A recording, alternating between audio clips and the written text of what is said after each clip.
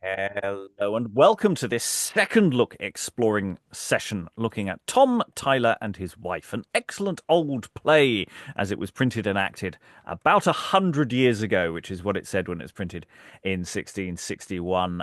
So somewhere around 1560-ish, which it could be from the reign of Queen Mary, it could be from the early reign of Queen Elizabeth, somewhere around there.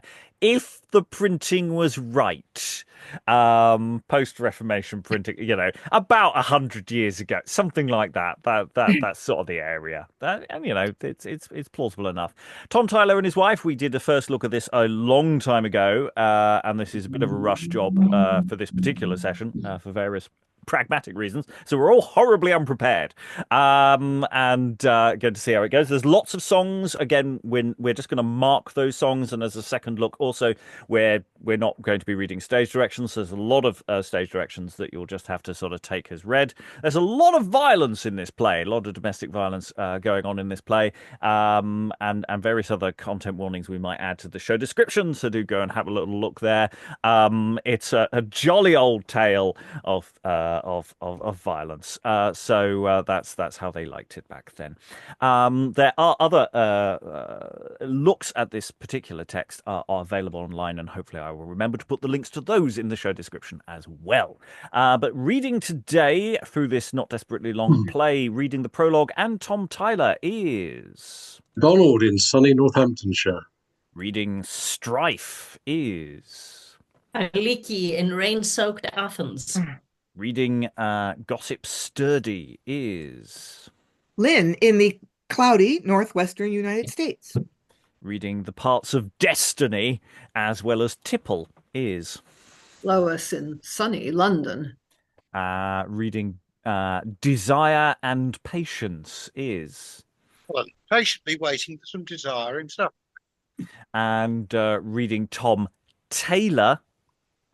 There's a Tyler and there's a Taylor. Is myself, Robert Crighton, your host. And I say I won't be reading any stage directions because it's a second look. And there will be songs which we will mark. Do not expect us to be singing beautiful songs. We're just going to mark their existence and move forward and just generally get a sense of the play at pace, which we weren't able to do last time for the first look. Also, because we're not wholly sure about entrances and exits, we're not necessarily going to be popping our cameras on and off as we go. We're just going to see how it goes. We're just going to see. So without further ado, we will start the play with the prologue and discuss at the end once we get there. Prologue away, please.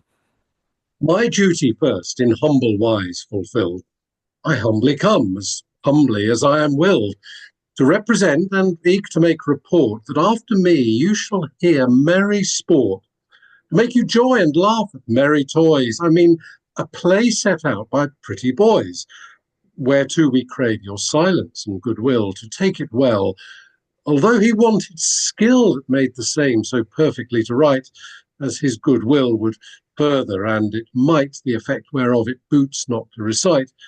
For presently you shall have it in sight, nor in my head such cunning doth consist, they shall themselves declare it as they list.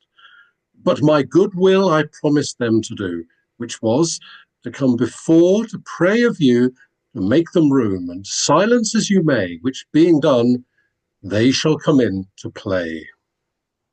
I represent the part that men report to be a plague to men in many a... I am, which as your proverbs go, in wedding or hanging am taken for a foe. Whereas indeed the truth is nothing so. Be it well or ill, as all things happen fine, the praise or dispraise ought not to be mine. I'm glad I met you. Whither jet you? I jet, I tell you true, to seek and see you, to tell you such news as I cannot choose. I pray you, what is that? Sarah, know you not Tom Tyler, your man? Yes, marry, what then? He made suit to me, his friend for to be, to get him a wife, to lead a good life. And so I consented, and was well contented, to help him to woo, with all I could do. And married he is. But what for all this? Harry, that you shall know, his wife is a shrew. and I hear tell she doth not use him well. Wherefore he seeks shame of thee and my name. If you so framed to have your name blamed, or your deeds be naughty, what am I faulty? I know no cause why. No more do I. I did my good will, and though he sped ill, I care not a fly. Let them two try. They match as they can, the wife and good man, in wealth or in woe, as matters do go. And let us not mind their lot to unbind, but rather forget them. Marry, so let them. For as for my part, though it long to art, men's hearts to inflame, their fancy to frame, when they have obtained, I'm not constrained to do any more. Content thee, therefore, and let thy heart rest, for so it is best. And let us away as fast as we may, for fear he come to you. Marry, have with you. A proverb reporteth no man can deny that wedding and hanging is destiny. I am a poor tiler in simple array, and get a poor living, but 8 pence a day. My wife, as I get it, doth spend it away, and I cannot help it. She saith, "What we why? For wedding and hanging is destiny." I thought when I wed her, she'd been a sheep, bored to be friendly, to sleep when I sleep. She loves so unkindly, she makes me to weep. But I dare say nothing. God, what she why? For wedding and hanging is destiny. Besides this unkindness whereof my grief grows, I think few tilers are matched with such trows. Before she leaves brawling, she falls to deal blows, which early and late doth cause me cry that wedding and hanging is destiny. The more that I please her, the worse she doth like me. The more I forbear her, the more she doth strike me. The more that I get her, the more she doth like me. Woe worth this ill fortune that maketh me cry that wedding and hanging is destiny. If I had been hanged when I had been married, my torments had ended, though I had miscarried. If I had been warned, then I would have tarried. But now all too lately I feel and cry that wedding and hanging is destiny. You see with what fashion I plead my passions. By marrying of Strife, which I chose to be my wife, lead such a life with sorrow and grief, as I tell you true, is too bad for a Jew. She hath such skill to do what she will, to gossip and to swill, when I fare but ill. I must work sore, I must get some more, I must still send it, and she will still spend it. I pray God amend it, but she doth not intend it. What should I say but hie me away and do my work duly, which I can paid truly? For if my wife come off, goeth my bum, and she shall come up hither, and we met together. I know we shall fight and eat, scratch and bite. I therefore will go hie me, and to my work ply me, as fast as I can. Alas, silly man, what a husband have I, as light as a fly. I leap and I skip, I carry the whip, and I bear the bell. If he please me not well, I will take him by the paw, my cock's precious soul. I will make him to toil when I laugh and smile. I will fare of the best, I will sit and take rest, and make him to find all things to my mind. And yet, sharp as the wind, I will use him unkind, and feign myself sick. There is no such trick to dolt with a daw and keep him in awe. I will teach him to know the way to Dunmow at board and at bed. I will crack the knave's head if he look but awry, or cast a sheep's eye, so shall I be sure to keep him in yore, to serve like a knave and live like a slave. And in the mean season, I will have my own reason, and no man to control me, to pill or to pull me, which I love of life. Godspeed, gossip Strife. Good wife, sturdy, both welcome and worthy, and ever I thank thee. I pray you go pranky, ye are due, old huddle. The pig's in the puddle. But now welcome indeed, and ye be agreed, let us have some chat. Well, pray, why not? For I am come hither to gossip together, for I drank not today. So I hear say, and I tell you true, I thought not of you yet. The alewife of the Swan is filling the can with spice that is fine. Part shall be thine if that thou wilt tarry. Why, yes, by Saint Mary, else I were a fool. Mary, here is good rule, a sight of good guess. Never a one less, now Tipple is come. And here is good hum, I dare boldly say. Why had I not some of this t'other day? Make much of it now, and glad that ye may. Come, where shall we sit? And here is a bit of a gammon of bacon. Well said, by Laron. Sit down even here, and fall to it there. I would it were better for ye, as long lives a merry heart as a sorry. Where is Tom Tyler now? Where is he? What carest thou where a dolt should be? Where's your good man? Forsooth, not at home. He is abroad for pence. Well, I had need to go hence, lest my goodman do miss me. I would teach him, John, come kiss me, if the dolt were mine. Alas, are you so fine?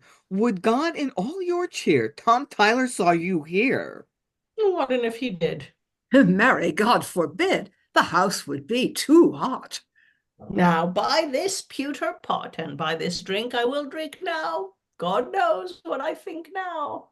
What think you, gossip Strife? I had rather than my life my husband would come hither, that we might busk together. Ye should see how I could tame him. Alas, and could ye blame him if that he were displeased? He shall be soon appeased, if either he gaspeth or gloameth. By God's blue hood, he cometh. Away, by the mass, away! He will us all else fray. These summer days be very dry. Yea, that is a devil a lie. Now, knave, what dost thou here? They should have a pot of beer and go to work again. Yea, knave. Shall honest men go hire thee by the day, and thou shalt go away to loiter to and fro? I will teach thee for to know how fast the hours go. 1, 2, and 3, I pray thee, let be.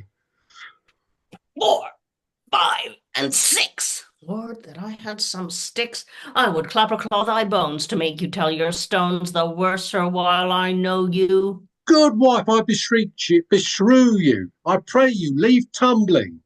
Yea, knave, are you mumbling? Hence, knave, hence bring me home pence afore you go to bed, or I will break your knave's head till the blood go about. Now our Lord keep me out from this wicked wife. How now, Strife? Here is pretty rule. Hold your peace, fool, it is no news for me. Let this talk be, and fall to your cheer.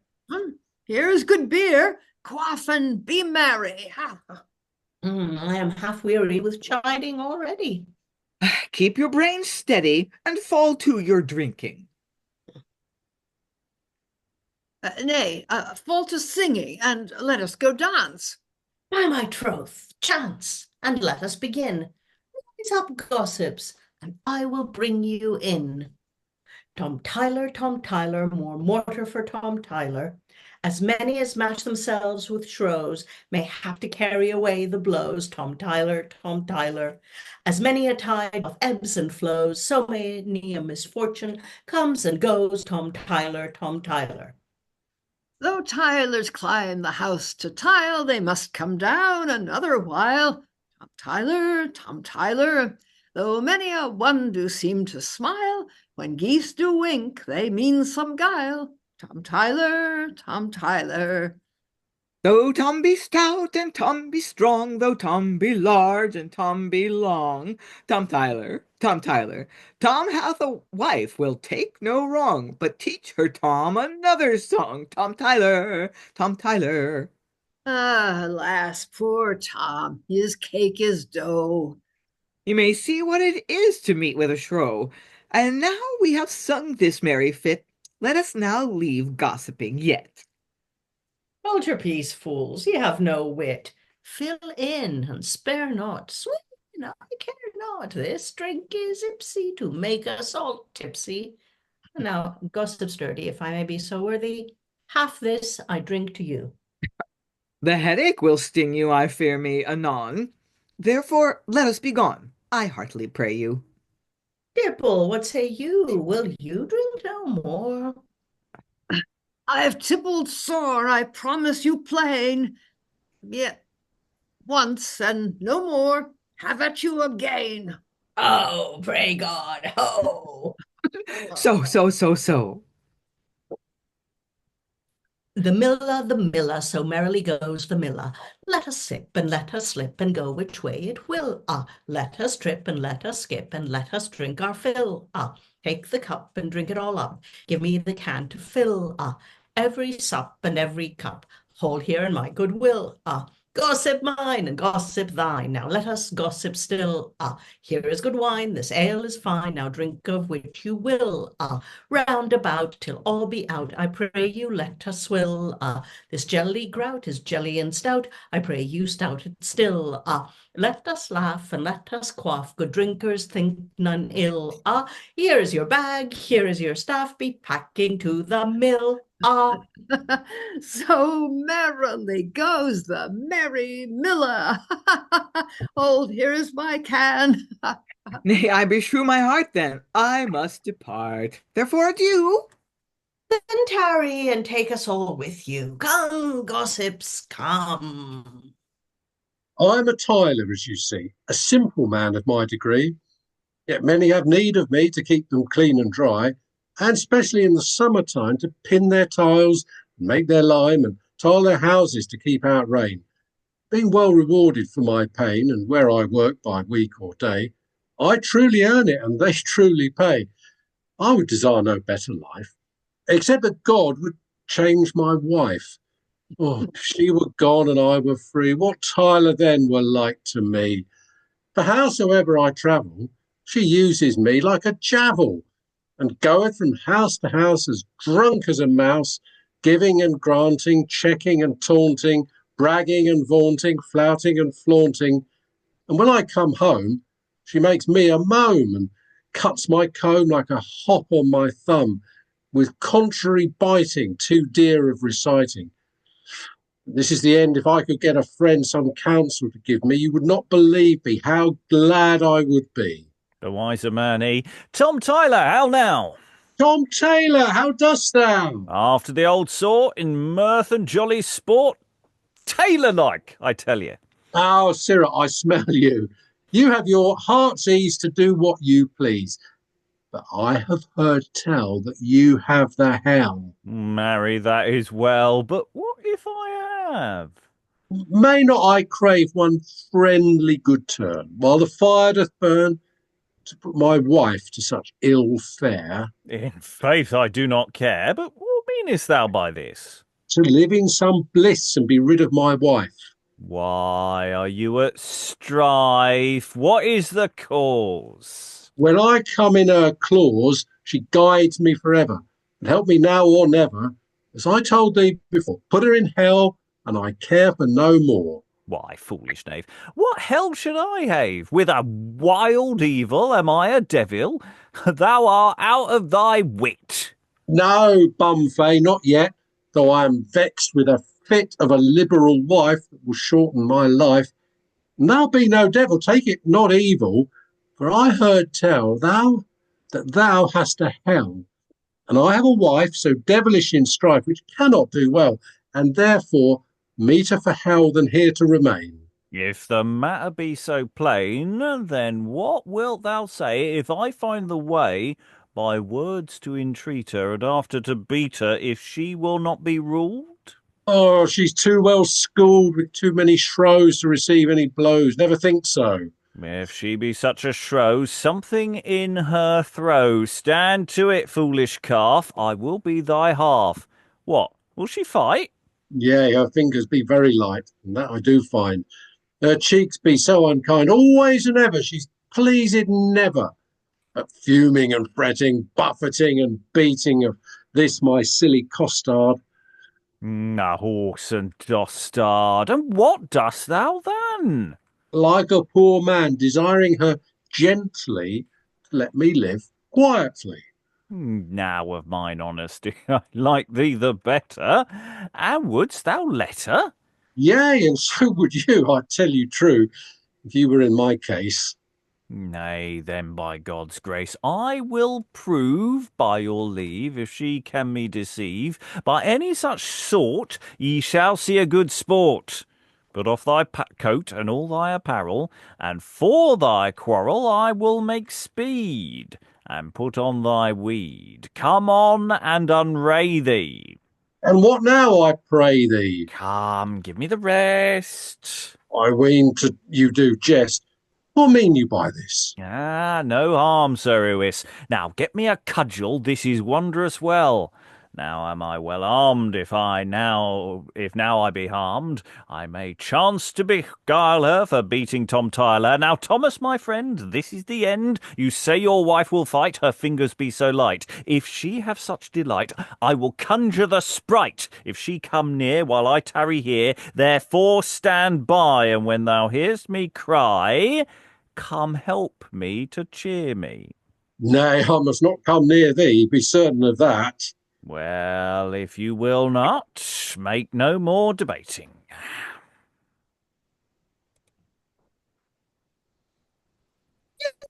Are you prating when you should be at work? Do you loiter and lurk? Take that for your labour. Nay, faith, by your favour, I will pay you again. There is for me to requite your pain. Dave, are you striking? Yea, or are ye griking? In faith, ye knave, I will call you. In faith, ye, or I will rule you. Ye knave, are you so fresh? Yea, or I will plague your flesh. And I will displease thee a little better. And in faith, I will not die thy debtor. How now, like you your match? As did I ever even like a patch? Oh, knave, wilt thou strike thy wife? Yea, marry, I love this gear of life. Hold thy hand, and thou be a man. Kneel down and ask me forgiveness, then. A horse a knave, my bones is sore. Unhappy whore, do so then no more. I pray thee, be still, thou shalt have thy will. I will do so no more, I am sorry therefore. I will never more strike nor proffer the like. Alas, I am killed. Nay, thou art ill-willed, as thou hast been ever, but trouble me never, I advise thee again, for I will brain thee then. Now praise at thy parting. Woe worth over thwarting that ever I knew. Beaten so blue, and my gall is all burst. I thought at the first he had been a dolt, but I bridled a colt of a contrary mare. Sour sauce is now my cheer. Therefore I will away, for I get naught by this play, and get me to bed. Dress up my head. I am so sore beaten with blows. It is marred matching with shows, I see well enough. The damsel was tough and loath for to bend, but I think in the end I made her to bow. But where is Tom now, that he may know how all matters do stand? Here, sir, at hand. How now, Tom Taylor? Much ado to quail her, but I believe my girds do her grieve. I dare be bold, she longs not to scold, nor use her old sport in such devilish sort. I pray thee, why so? I have made her so woe, so black and so blue, I have changed her hue and made her to bend, that to her life's end she will never offend in word nor in deed. Therefore now take heed, she strike thee no more. Dick will stroke thee, therefore, and Tom, God a mercy. She looked arsey-varsey at first coming in, and so did begin with sousing of shows and fell to fair blows, but then I behide me, and she never smiled me what I was, I am sure. Therefore get to her, and get thee to bed, whatsoever is said, and care not a straw, for thou hast her in awe. She is so well beaten, she dare not once threaten, nor give thee any ill word at bed and at board, but grunting and groaning thou shalt find her moaning, a piteous case, with a St. John's face, I warrant well painted, for I struck till she fainted, and paid her for all ever, till she said she would never be churlish again. Let me alone with my damsel then, and if I be able, without any fable, I will quit thee.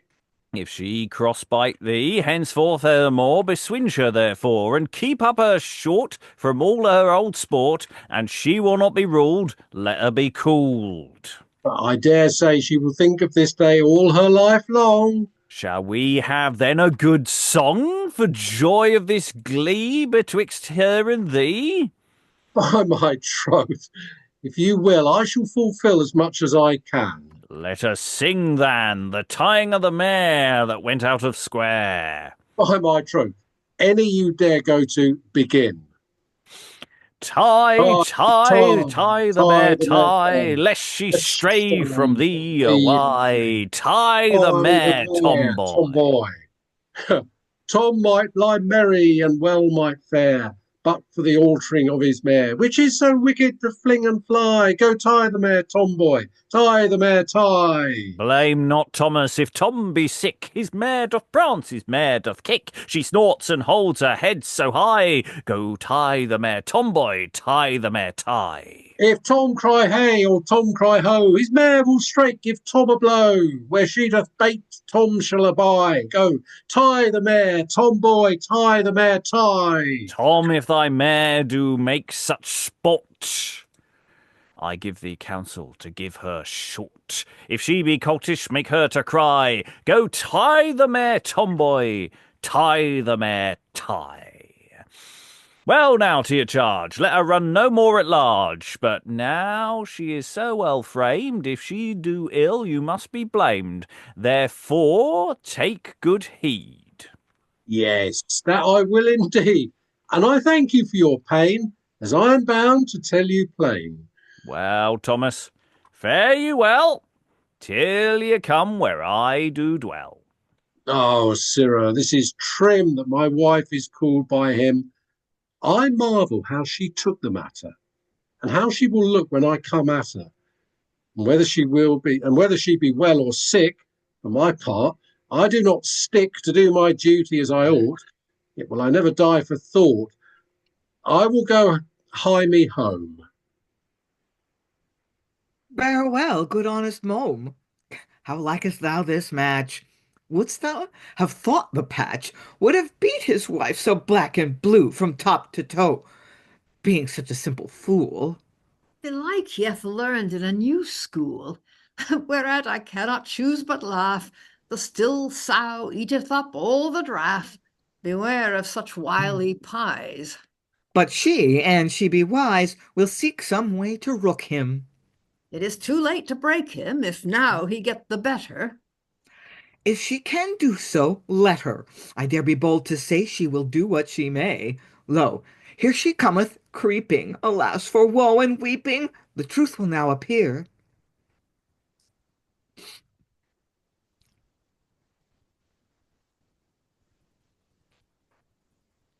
Alas, and well away!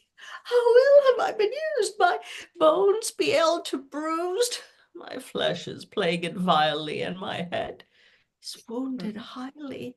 My arms be black and blue, and all my sides be new. Though all this be with you, gossip, discomfort never. He watch ye once forever, but trust his hands no more. Alas, I am so sore, I can neither stand nor sit but beside my wit, and never well apaid, till that I may be laid to ease me on my bed. Bind this about thy head, and hardly lay you down. We must into the town, and after that surely, then we will come to you again, and pray you be of good cheer. I am sorry to see you here in such unhappy case. But take some heart of grace, good gossip, I pray you. Yes, neighbours, I stay you from your business, perhaps, but I will take a nap, if I can, where I lie. Then we will see you again by and by. I heard say that my wife is abominable sick. Indeed, she was beat with an unhappy stick. Gods, look where she lies, close with her eyes. That is well said. I will get me to bed and lay me hard by her, and yet not too nigh her, for fear I awake her. Good year take her for using me so. Oh, alas, oh, my bones fall in pieces at once. Alas, alas, I die. Oh, husband, why have you done so?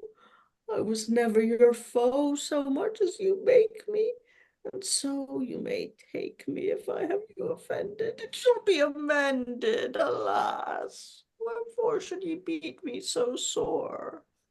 You would be still never, but buffet me ever, and gossip at will where I must work still, and take ill your pleasure, and brawl without measure. And now you may see, as the old sayings be, God sendeth now short horns to a cursed cow. I come home merrily when you sit verily, lowering and pouting, gnawing and louting, and I was your noddy as much as nobody. Alas, what then? You being a man should bear with my folly, and you being holy might counsel me, not beating me so. I thought I should find you loving and kind, and not of this mind. For us to wax foes for such cruel blows, I tell you plain, I married my bane when I married thee, as far as I see. Wife, I am sorry this ill is befallen you. I tell you true, the fault was in you. For till this day, I dare boldly say I never did proffer you such an offer. It was your own seeking. I beshrew such striking, so close by the ribs you may strike your Tibbs, so well enough. This rage and this rough needs not to be, wife, if you love me.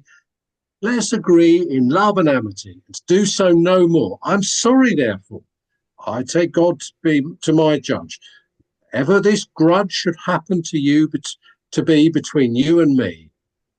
Alas, I may moan, I might have been one with half of these strokes, but cursedness provokes kind hearts to dissever, and hatred forever most commonly grows by dealing of blows. Therefore, blame not me if I cannot love ye while we two have life. By my Halidon wife, because you say so, now shall you know, if you will content you, that I do lament you. For I will tell you true, when I saw you ever brawling and fighting and ever cross-biting, which made me still woe, that you should thus do at last, hereafter, I complained the matter to Tom Taylor, my master, who, taking a waster, did put on my coat, since you will needs know it, and so, being disguised, he enterprised to come in my stead. And having my weed, you pleading your passion after the old fashion, thinking it was I, struck him by and by. Then straight did he, instead of me, curry your bones, as he said, for the nonce, to make you obey. Oh, as you say, God's fish, you knave! Did you send such a slave to revenge your quarrel, and in your apparel thou shalt abide as dearly as I? I thought by this place thou hadst not the face to beat me so sore. But have I thee once more? I now wax fresh to plague a knave's flesh that hath so plagued me. For every blow 3 be sure I will pay you, till you do as I would have you. A whoreson dolt, thou whoreson subtle colt, sir. How like you your knocks? The piles and the pox and the poison in a box consume such a knave and bring him to grave. The crows and the pies and the very flesh flies desire to plague thee. Oh, in faith, I will plague thee. Oh, wife, I pray thee save my life. You hurt me ever. I hurted you never, for God's sake, content thee. Nay, thou shalt repent thee that ever Tom Taylor, that ruffian and railer, was set to beat me. Oh, he had better he had eat me. I hope for to find some tosser so kind to curry that knave, for the old grudge I have, as now I do thee. There's one more for me. Kneel down on your knee, you hoddy-doddy. I will make you to stoop, though you set cock on hoop, for joy of Tom Taylor, that he could beguile her. Take that for her sake, some mirth for to make, like an ass as you be. Why should you strike me for another man's fault? Because thou art naught, and he a vile knave. What more can ye have? Enough is enough, as good as a feast. He shall bear me one cough more yet, like a beast. Gossip, content thee, and strike him no more. All the world wonders upon her, therefore. Away, neighbour Thomas, out of her sight. Alas, she hath almost killed me outright.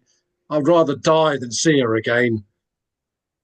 Promise you I have a great loss then. I like you now, this last over thwarting. 'Tis an old saying, praise at the parting. I think I've made the cullion to ring. I was not beaten so black and blue, but I am sure he has as many new. My heart is well eased, and I have my wish. This chafing hath made me as whole as a fish.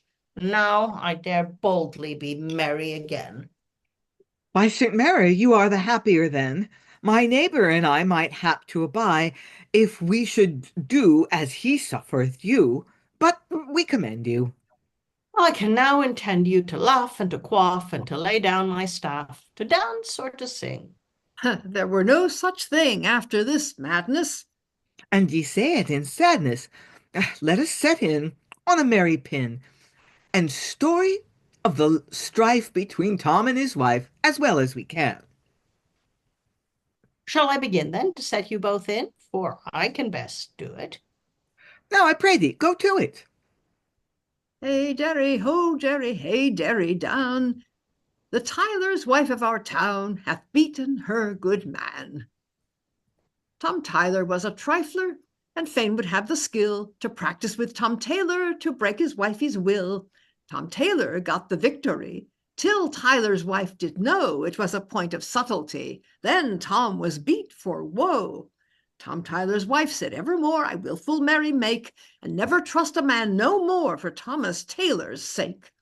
But if Tom Tyler give a stroke, perhaps if he be stout, he shall then have his costard broke, till blood go round about. Though some be sheep, yet some be shrews, let them be fools that lust. Tom Tyler's wife will take no blows, no, more than needs she must. If Tom be wise, he will beware, before he make his match, to do no further than he dare, for fear he prove a patch. Gossips, God like ye for this merry song. Pray God we may long keep such merry glee. Yea, Mary, say we.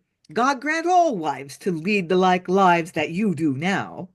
I know not how that may come to pass, but by the mass good handling doth much.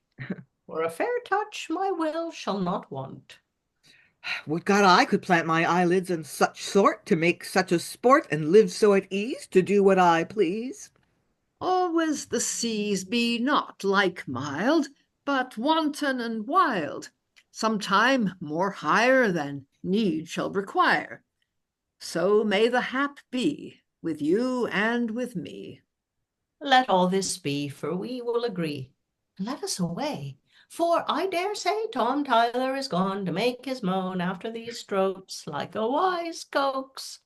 But all is one. Come, let us be gone. It is time for to go. I think it be so. Come on, have with you. Yes, no. If destiny drive poor Tom for to live forever in strife with such an ill wife, then Tom may complain, no more to remain here on the earth, but rather wish death. For this is too bad. Why, how now, my lad, what news with thee? Oh, in Faith, as you see, after the old-fashioned bleeding on passion, if fortune will it, I must fulfil it. If destiny say it, I cannot deny it. Nor I cannot stay it, for when thou wast born, thy luck was forlorn. Therefore content thee, and never repent thee. I cannot lament thee, for I am sure you know I charmed your shrow with such cruel blows. By the faith that now goes, I thought you would die. Then happy were I. And a good cause why. But you may now go for bacon to Dummo. Fain would I know of destiny now, how long and how my life shall it pass? Why, foolish ass, that were but a folly, for he is too holy to tell any news. I do not use to tell or I strike. I suddenly gleek, or men be aware. Then I can declare, if I look in my hand, how fortune will stand. Hold forth thy fist.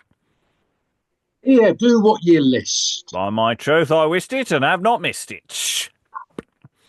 By the sign that here goes, you were born to take blows.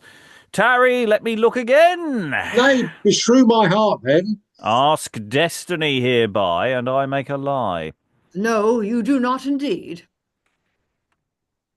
Then I will change my weed and tile it no more. If my chance be so sore as you two do make it. We do not mistake it. Thereof, if ye be you bold, and this hope you may hold, if your fortune be to hang on a tree 5 foot from the ground, ye shall never be drowned. So, if you be born to hold with the horn, howsoever your wife jet it, you cannot let it. And if you lead an ill life by chance of your wife, take this for verity, all is but your destiny. And though your deeds prove naught, yet am not I in fault. Then let me be taught how to eschew such dangers as you enforce to a man. Yea, but who can instruct you thereon? For all is no more than I have said before. But howsoever it be, learn this of me. If you take it not ill, but with a good will, it shall never grieve you. No, faith, I believe you. That is even all. He that loves thrall, it were pity he should lack it. Then I must pack it between the coat and the skin, as my fortune hath ever been yet in my life, since I am married with Strife. Hap good, hap will, hap good, hap evil. Even hap as hap may. That is a wise way. Never set at thy heart thy wife's churlish part, that she sets at her heel such sorrows to feel, it would grieve any saint.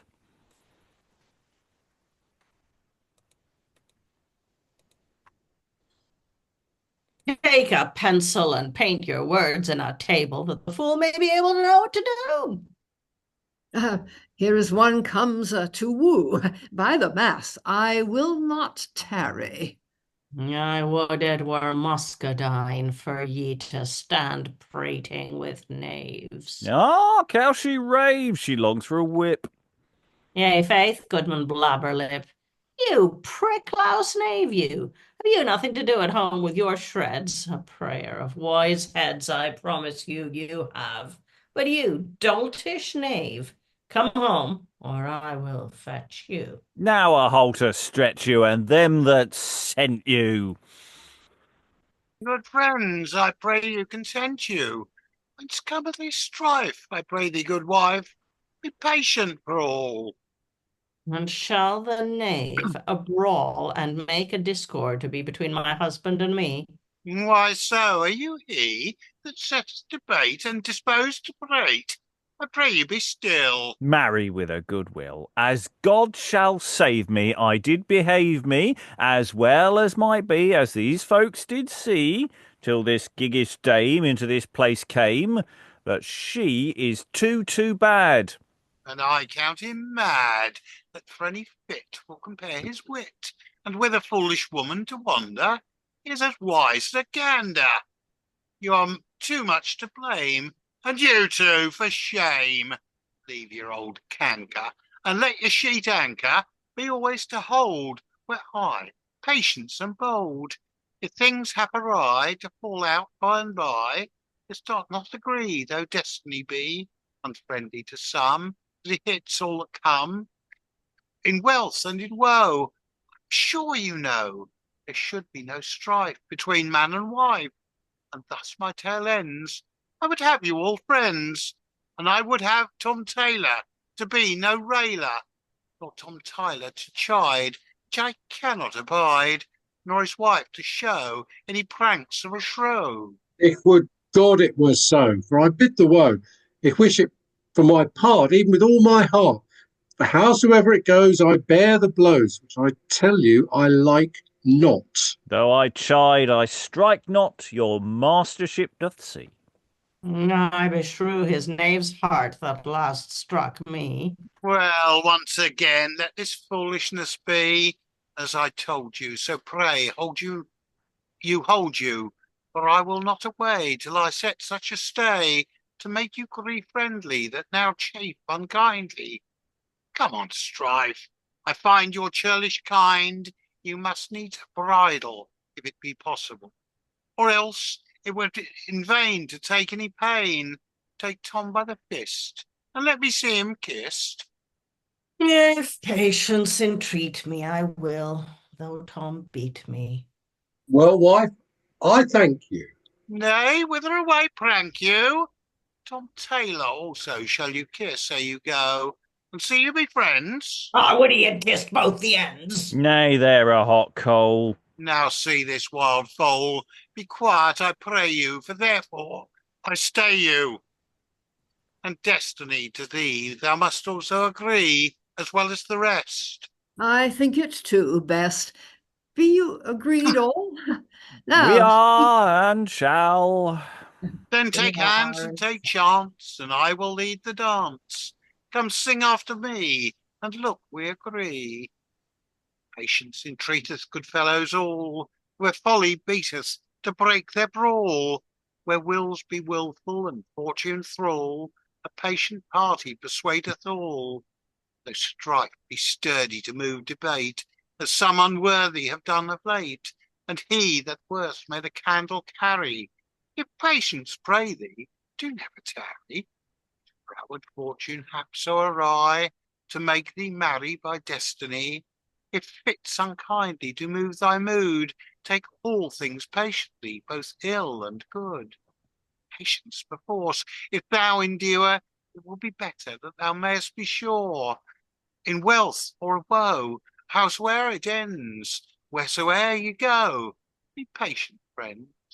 When sorrows be great and hap awry, let reason entreat thee patiently. Through paching be a privy pain to want desire that is but vain. Though some be cursed and some be kind, subdue the worst with patient mind. Who sits so high, who sits so low, who feels such joy that feels no woe. When bale is bad, good boot is nigh. Take all adventures patient lie. To marry a sheep, to marry a shrew, to meet with a friend, to meet with a foe. These checks of chance can no man fly, but God himself that rules the sky. Which God preserve our noble queen from perilous chance that hath been seen, and send her subjects grace, I say, to serve her highness patiently.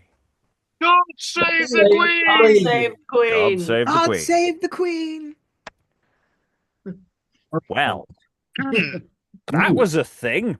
Okay. Something. There are a lot of things to unpack from this text, aren't there?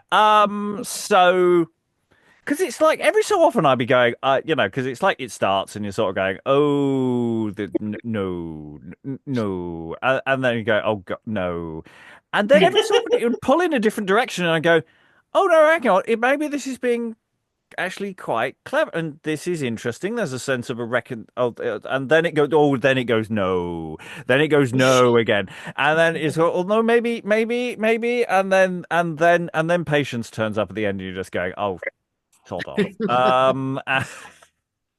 And this is where we're feeding into the patient Griselle trope, and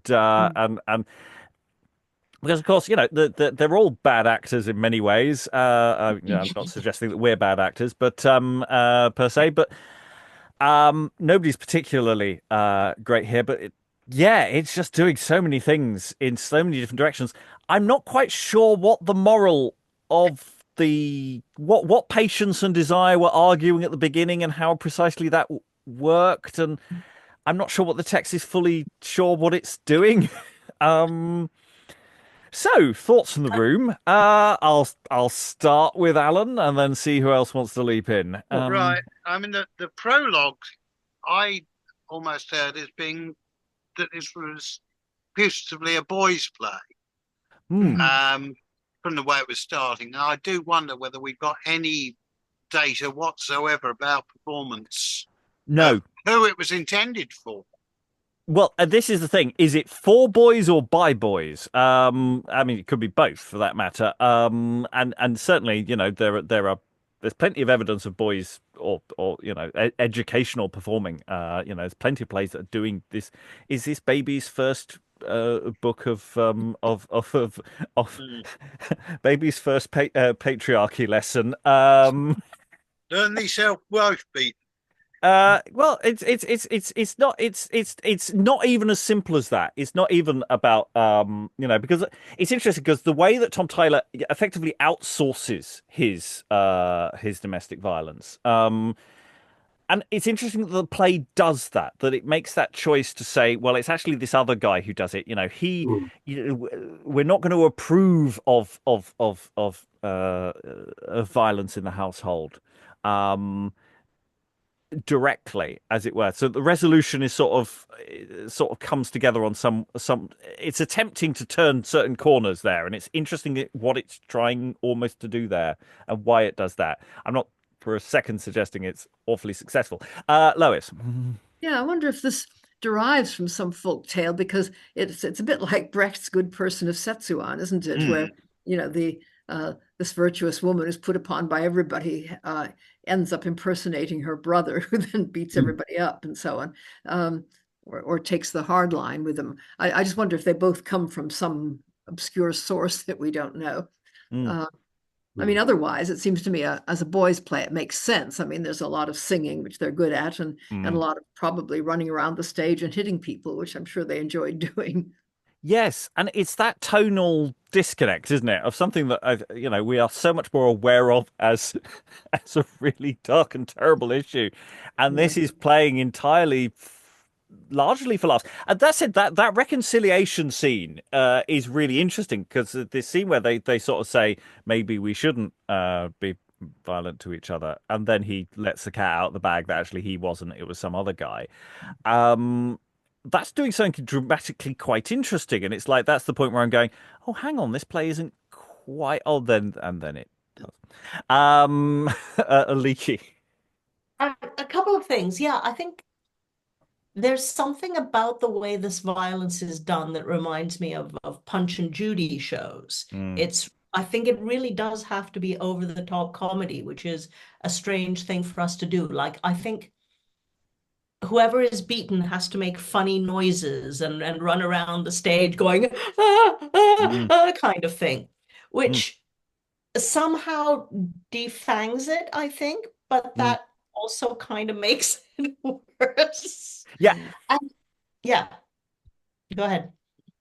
It's the interesting effect that we had, and it was a long time ago since we did it, when we did Taming of a Shrew, that we went in expecting it to be truly unpleasant experience, and we kind of went away going, oh no, maybe patriarchy's all right, because it had the framing device and it's tonally was doing a sort of different thing. So yeah, that sense of the comedy violence, as opposed to something, because they're talking about her being, beaten black and blue. I mean, if you're doing that realistically, my God, this is a dark play, and it clearly isn't, because it's skeletonics all over the place. The verse is incredibly rustic, shall we say? It's not aiming for that sort of reader response at all. And if you do it realistically, you can't have her going, oh, I've changed my mind. I feel better now. I'm going to go beat him up instead. Yeah. Because, on some level, they are both wrong in their relationship is based on a deeply on it's just the solution is patience. I don't know. I think a more truth and reconciliation commission is more required in this situation. And of course, the depiction of the gossips and the way that they function here is I mean, it's feeding off the sort of Noah's wife tradition that we've seen quite a few times of her and her gossips who occasionally appear. Other thoughts? I mean, usually the question is, how do we stage this? And look, it can be staged in workshop, and I think you can stage it within a very specific context of saying we're examining what this text is doing. I don't think we can put it on faithfully and say, "Hi, would you like to come and watch this play? It's fun." And pay money for it as well. Yeah, I mean, I'm not worried about taking money. That's the easy Oh, bit. right. It's whether you could defend what you then present. So yeah, I'm not. I mean, this is very much in the educational bracket of our work, I feel. Aliki. I'm interested in that song that the two men sing about the mare and tie her up, tomboy. That usage of tomboy in a play about a woman who has the stereotypically masculine characteristics of being rough and beating people up. Is that common? Does it?